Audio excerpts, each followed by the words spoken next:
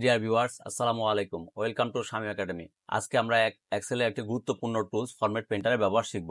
আমরা এই এক্সেলে সেলস কলামে যে ডাটাটা দেখতে পাচ্ছি, চলুন আমরা এটা ফরম্যাটিংটা ঠিক করে নিই। প্রথমে আমরা এটাকে সেন্টার অ্যালাইনমেন্ট করে দিই, এটাকে বোল্ড করে দিই, তারপর এটার নাম্বারিং ফরম্যাটটা ঠিক করে দিই, তারপর এটাতে কারেন্সিতে যাই, এখানে ডলার সিম্বল দেওয়া আছে, আমি ডলার সিম্বলটাই রাখলাম, ডেসিমেল প্লেস এখানে 2 আছে, টুই রাখলাম, দেন ওকে, ফন্ট কালারটা ব্লু করে দিলাম। দেখেন বন্ধুরা, আপনার এখন এই সেলস কলাম এবং কমিশন কলাম, সেলস কলামটা অনেক সুন্দর এবং অনেক অর্গানাইজ দেখা যাচ্ছে। এখন আমি এই যে কমিশন কলামটা সেলস কলামের মতো করতে চাই, তাহলে যদি আমি প্রত্যেকটা স্টেপ যদি একটা একটা ধরে ধরে করি, সেক্ষেত্রে অনেক সময় লাগবে।